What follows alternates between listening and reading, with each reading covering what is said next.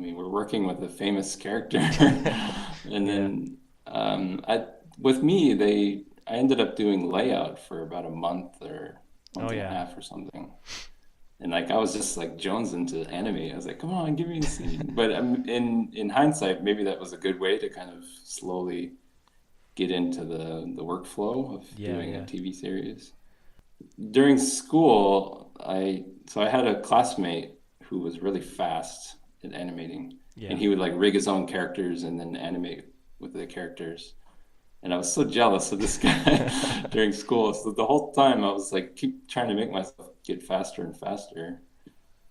So I felt like once I got onto the job, then I already had a little bit of that Mm. fast pace in me. So I think that helped a lot. I didn't really feel too overwhelmed, I guess, Hmm. by the pace, but it was crazy, like Yeah, I know. doing I mean, it's the same. Like pretty much in. I've worked in a bunch of different studios doing TV as well, and the pace doesn't change. I mean, regardless of yeah, what country you're in. yeah, But one thing that I it, found was um, the most useful thing I've gotten out of like working in this method is because you don't have a lot of time to polish your work, you tend to need to think more about simple poses that are very clear and you can just hit them really strong and you know yeah. instead of like thinking of nuanced movements. Even at feature level, that's the same thing. It's like Oh really? the more clear the pose and Oh simple yeah, the yeah. idea, the better it is, because the audience only has that certain amount of time to see the shot up there, so it needs to be clear. So how do you find that you're because how long did you stay working in TV? Because I know that you were also working on game cinematics as well. Did you get to work on those, or were those other people? Yeah, I did a little bit. So it was kind of like jumping back and forth. So I Okay. probably did, I think I did about four TV series Mm-hmm. and then some, maybe like two game projects, like game cinematics. Yeah. And then there's also the pachinko, which they do Oh in yeah, yeah. I Japan. remember It's the that. Japanese slot machines. Yeah.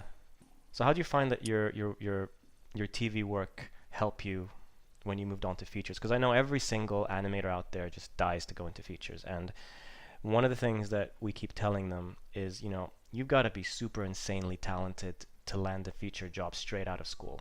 Like, Yeah. you need to build up the experience. And one place that I found that really helps with that is if you work in like, the good studios that do TV work because it helps you, with your speed and efficiency. So I wanted to see how you found that with your like career progression.